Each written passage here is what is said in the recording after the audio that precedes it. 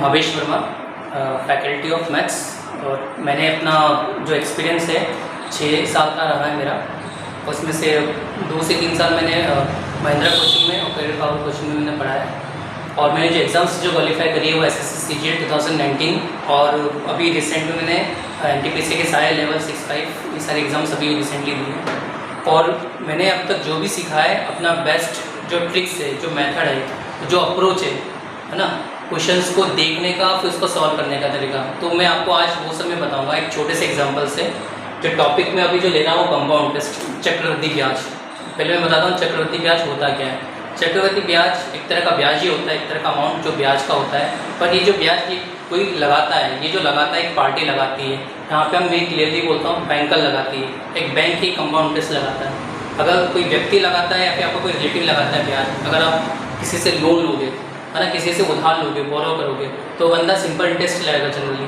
पर अगर आपने बैंक से अगर आपने लोन ले लिया है तो वो आपको कंपाउंड इंटरेस्ट लगाएगा। तो कंपाउंड इंटरेस्ट और शॉर्ट में बोलूँ तो होता है ब्याज पे ब्याज, उसको हम बोलते हैं कंपाउंड इंटरेस्ट। और कंपाउंड इंटरेस्ट को निकालने के जो बुक्स में NCERT में और आपने और भी यूट्यूब पे देखोगे, काफ़ी मेथड्स देखोगे, पर आपको मैं यहाँ पे एक ऐसे मेथड बताऊँगा जिससे कि आप कम से कम 4 से 5 चीज़ें आप आराम से निकाल सकते हो। अगर एक क्वेश्चन जो आपके सामने दिख रहा है, देखो प्रिंसिपल यहाँ पे कितना देखा 10,000, रेट दे देखा 10% और नंबर पे यहाँ पे मैंने 2 साल लिया। मैं चाहूँ तो यहाँ पे 1 साल भी ले सकता हूँ, पर 1 साल में क्या होगा, 1 साल में कभी भी पता नहीं चलेगा कि वो कंपाउंड इंटरेस्ट है कि सिंपल इंटरेस्ट, क्योंकि दोनों का अमाउंट हमेशा सेम होता है फर्स्ट ईयर में। इसलिए यहाँ पे मैंने आपको यहाँ पे लिया है सेकेंड ईयर। ठीक है, अब मैं आपको इस छोटे से एग्जांपल दे रहा हूँ।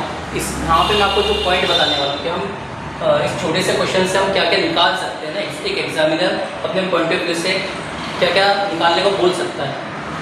पहला कट ऑफ इज क्या आपका simple interest, second CI, third आपका अमाउंट है ना, साधारण ब्याज, चक्रवृद्धि ब्याज और आपका मिश्रित जो कि नॉर्मली फॉर्म से निकल सकता है। इसके अलावा और क्या हम निकाल सकते हैं, हम इनका अंतर निकाल सकते हैं, difference between SI and CI। और इसके अलावा देखो यहाँ पे जो कंपाउंड इंटरेस्ट निकलेगा वो 2 साल का निकलेगा, पर दूसरे साल में है ना, सेकेंड ईयर में, सेकेंड ईयर का आपका कंपाउंड इंटरेस्ट कितना होगा।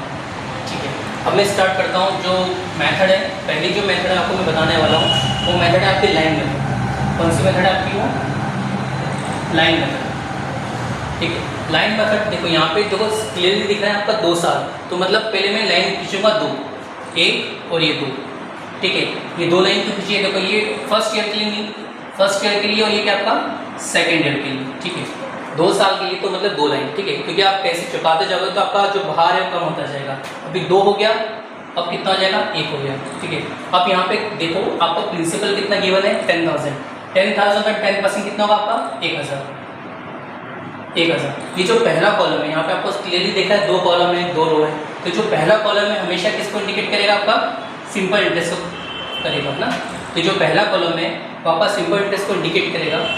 10,000 का 10% कितना हो गया 1000, और हमेशा पहले कॉलम में हमेशा सेम अमाउंट होता रहेगा। यहाँ पे 1000 है तो यहाँ पे कितना होगा आपका 1000, चाहे वो 2 साल हो, 3 साल हो, 4 साल हो, कितने भी साल हो, आपका पहले कॉलम में हमेशा सेम अमाउंट होता रहेगा, क्योंकि यहाँ पे हम निकाल के क्या रखा है हम यहाँ पे सिंपल इंटरेस्ट। अब देखो ध्यान से देखना, ये जो अमाउंट है जो ऊपर की तरफ है इसका हमें 10% निकालना है। ये जो ऊपर वाला जो अमाउंट है इसका मुझे 10% निकालना है। 1,000 का 10% कितना हो जाएगा आपका 100 रुपये। ठीक है, बस यहाँ पे बात अपनी सारी पिक्चर खत्म हो चुकी है, बस मैं आपको बताने वाला हूँ। ये आपका कितना हो गया टोटल, देखो यहाँ पे टोटल मारो कितना हो गया आपका 2,000, यहाँ पे कितना हो गया आपका 100। अगर मैंने इस रो को ऐड कर दिया तो ये कितना जाएगा आपका 2100। ध्यान से देखो, ये जो पहला कॉलम होता है मैंने आपको बता दिया है वो क्या होता है आपका सिंपल इंटरेस्ट, और जो लास्ट वाला कॉलम होता है मतलब ये वाला कॉलम, ये कितना, ये जो होगा आपको ये किसको इंडिकेट करेगा, आपको चक्रवृद्धि ब्याज मतलब कंपाउंड इंटरेस्ट। और जो रिमेनिंग कॉलम है मतलब जो बीच वाला कॉलम है ये वाला कॉलम, ये क्या होगा, ये इन दोनों का डिफरेंस होगा, difference between SI and CI। ठीक है, तो यहाँ पे आपको मैं यहाँ पे बता देता हूँ कि आपके सिंपल इंटरेस्ट कितना आ गया आपका 2,000, कंपाउंड इंटरेस्ट कितना आ गया आपका 2100, और जो आपका जो अमाउंट है मिश्रधन क्या होता है, जो आपका अमाउंट होता है आप सभी को बताना, आपका अमाउंट क्या होता है आपका प्रिंसिपल प्लस आपका ब्याज। यहाँ पे प्रिंसिपल कितना आपका 10,000, आपका ब्याज यहाँ पे कितना आपका 2100, मतलब आपका अमाउंट कितना हो गया आपका 12100, 12,100 रुपये। अब इसके अलावा जो डिफरेंस है, यहाँ पे डिफरेंस कितना आपका 100 रुपये, डिफरेंस कितना हो गया 100 रुपये। फिफ्थ पॉइंट पे लिखा हुआ सेकेंड ईयर का कंपाउंड टेस्ट। देखो यहाँ पे कंफ्यूज मत होना कि 2100 रुपये सर ने निकाल तो लिए है, तो सर पूछना क्या चाह रहा है, एग्जामिनर पूछना चाह रहा है कि सेकेंड ईयर में कंपाउंड टेस्ट कितना लगा है। देखो फर्स्ट ईयर में आपको यहाँ पे दिखा देता हूँ, फर्स्ट ईयर में जो कंपाउंड टेस्ट है कितना आपका 1000 रुपये। और जब मैंने टॉपिक स्टार्ट करा था मैंने बोला भी था कि पहले साल में पता नहीं चलता कि कंपाउंड टेस्ट कितना है, सिंपल टेस्ट कितना है, क्योंकि दोनों का अमाउंट क्या होता है, सेम होता है। तो देखो पहले साल में जो सिंपल टेस्ट वो भी 1000 रुपये है और जो कंपाउंड टेस्ट वो भी कितना 1000 रुपये, ठीक है। पर सेकेंड ईयर में यहाँ पे चेंज हो गया, सेकेंड ईयर में अभी भी कंपाउंड सिंपल टेस्ट कितना 1000 रुपये, पर कंपाउंड टेस्ट कितना है आपका 1000 प्लस 100 रुपये, कितना हो गया आपका ये 1100 रुपये। तो ये जो 1100 रुपये है ये जो लगा है कंपाउंड टेस्ट से सेकेंड ईयर में लगा है ना, तो सेकेंड ईयर में कंपाउंड टेस्ट कितना हो गया आपका 1100 रुपये। ये जो मेथड है ये आपकी लाइन मेथड है, ठीक है गाइस। मैं इसी क्वेश्चन को मैं ब्रीफली आपको एक्सप्लेन कर देता हूँ। ये बेसिकली जो मेथड है लाइन मेथड, ये यहाँ पे मैंने जो अप्लाई करी केवल कितने साल के लिए, 2 साल के लिए, ये ध्यान रखना है ना, 3 साल के लिए नहीं, ना ही 4 साल के लिए, क्या है आपके 2 साल के लिए, ठीक है। तो मैं आपको ब्रीफली एक्सप्लेन बता देता हूँ कि 2 साल में हम लाइन मेथड कैसे अप्लाई करेंगे। सिंपली हम 2 लाइन खींच देंगे, फिर 1 लाइन खींच देंगे, बस इतना सा करना है।